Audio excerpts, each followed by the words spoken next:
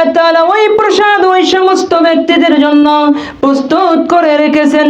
লিমান আলানাল কালাম, যে ব্যক্তি মানুষের সাথে নরম কথা বলে, ওয়া তুআমাত তুআম, ক্ষুধার্তকে খাদ্য দান করে, ওয়া তাবা'আস সিয়াম, অধিক পরিমাণে নফল সিয়াম রাখে, ওয়া সাল্লু বিল লাইলি ওয়ান নাসু নিয়ামুন, আর মানুষেরা যখন আরামে ঘুমাতে থাকে তখন ওই ব্যক্তি সালাত আদায় করে।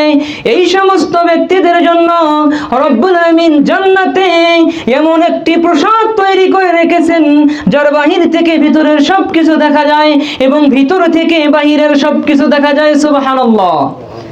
তার সম্মানিত উপস্থিতি, দেখুন আমরা যদি অধিক হারে নফল সালাত আদায় করি আমরা জান্নাতে যেতে পারবো।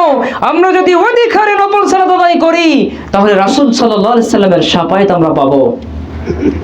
আমরা আল্লাহর কাছে দোয়া করি, আল্লাহ তুমি আমাদেরকে ফরজ সালাতের পাশাপাশি অধিক হারে নফল সালাত আদায় করার তৌফিক দান করো। সকল আল্লাহুম্মা আমিন। সম্মানিত উপস্থিতি, 3 নম্বর উপায় আমরা শুনলাম যারা রাসূল সাল্লাল্লাহু আলাইহি সাল্লামের শাফায়াত পাবে। 4 নম্বরে দেখুন, যে ব্যক্তি আল্লাহর জন্য কাউকে ভালোবাসে এবং ভ্রাতৃত্বের হক আদায় করে, দুজনই রাসূল সাল্লাল্লাহু আলাইহি সাল্লামের শাফায়াত লাভ করবে। সুবহানাল্লাহ। এ সম্পর্কে রাসূল সাল্লাল্লাহু আলাইহি সাল্লাম বলেছেন, আনা শাফিআ লিকুল্লি রাজুলাইনি, আমি ওই 2 ব্যক্তির জন্য সুপারিশ করব। তাহাব্বা ফিল্লাহি মিন মাবআসি ইলা ইয়াউমিল কিয়ামাহ, যারা আমার আবির্ভাব থেকে কিয়ামত পর্যন্ত একে অপরকে ভালোবেসেছে। সুবহানাল্লাহ। তাহলে অত্র বিবরণ থেকে আমরা বুঝতে পারি যারা একমাত্র আল্লাহর সন্তুষ্টির জন্য তার কোনো মুসলিম ভাইকে ভালোবাসে, এই ব্যক্তি রাসূল সাল্লাল্লাহু আলাইহি সাল্লামের শাফায়াত লাভ করবে। সুবহানাল্লাহ। তাহলে আপনি যদি আল্লাহর উদ্দেশ্যে আপনাদের মসজিদের ইমামকে ভালোবেসে থাকেন, আপনি যদি আল্লাহর উদ্দেশ্যে আপনার নিজের ভাইকে ভালোবাসেন, আপনি যদি আল্লাহর উদ্দেশ্যে কোন মুসলিম ভাইকে ভালোবাসেন, তাহলে কাল কিয়ামতের দিন আপনি রাসূল সাল্লাল্লাহু আলাইহি সাল্লামের শাফায়াত লাভ করতে পারবেন। সুবহানাল্লাহ। শুধু তাই নয়, যদি আপনি আল্লাহর জন্য কাউকে ভালোবাসেন তাহলে আল্লাহ তাআলা আপনাকে ভালোবাসবেন। সুবহানাল্লাহ। আপনাকে ভালোবাসা আল্লাহর জন্য ওয়াজিব হয়ে যায়, এ কথা আল্লাহ তাআলা হাদিসে কুদসির মধ্যে বলেছেন।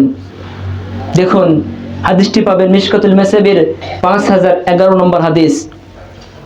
মুআয ইবনে জাবাল রাদিয়াল্লাহু তাআলা আনহু থেকে বর্ণিত, তিনি বলেন, আমি রাসূল করিম সাল্লাল্লাহু আলাইহি সাল্লামকে বলতে শুনেছি, ক্বাল আল্লাহু তাআলা, মহান আল্লাহ তাআলা বলেন হাদিসে কুদসি, ওয়াজাবাত মুহাব্বতি লিল মুতাহাব্বিনা ফিয়া, যারা আল্লাহর সান্নিধ্য লাভের উদ্দেশ্যে একে অপরকে ভালোবাসে তাদেরকে ভালোবাসা আল্লাহর জন্য ওয়াজিব হয়ে যায়। সুবহানাল্লাহ।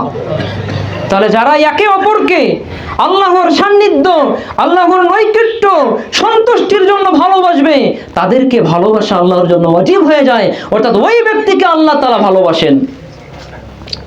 শুধু তাই নয়, যদি আপনি আল্লাহর সন্তুষ্টির জন্য কোন মুসলিম ভাইকে ভালোবাসেন তাহলে রব্বুল আলামিন কাল কিয়ামতের দিন আপনাকে আরশের ছায়ায় স্থান দেবেন। সুবহানাল্লাহ। এই সম্পর্কে দেখুন হাদিস, স্বয়ং এটাও হাদিসে কুদসির মধ্যে এসেছে, মিশকাতুল মাসাবির মধ্যে এসেছে, 5006 নম্বর হাদিস। আবু হুরায়রা রাদিয়াল্লাহু তাআলা আনহু থেকে বর্ণিত, তিনি বলেন রাসূল করিম সাল্লাল্লাহু আলাইহি সাল্লাম বলেছেন, আল্লাহ তাআলা কিয়ামতের দিন বলবেন, আইনাল মুতাহাব্বুনা বিজালালি, আইনাল মুতাহাব্বুনা বিজালালি, সে লোকেরা কোথায় যারা আমার ইজ্জতের খাতিরে একে অপরকে ভালোবাসত।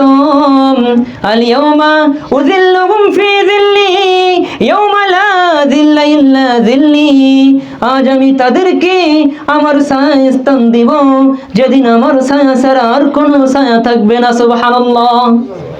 তাহলে সম্মানিত উপস্থিতি, চিন্তা করুন, কিয়ামতের দিন 50,000 বছর একটা দিন হবে। সেদিন সূর্য হবে 1 মাইল উপরে, যার যেমন পাপ হবে তার তেমন দাম হবে।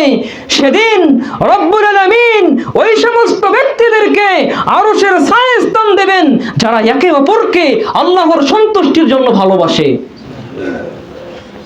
তাহলে চিন্তা করেছেন সম্মানিত উপস্থিতি, আপনি যদি কাউকে ভালোবাসেন আল্লাহর সন্তুষ্টির জন্যই ভালোবাসবেন। যদি আপনি ভালোবাসেন তাহলে রাসূল সাল্লাল্লাহু আলাইহি সাল্লামের শাফায়াত কাল কিয়ামতের দিন পেয়ে যাবেন ইনশাআল্লাহ।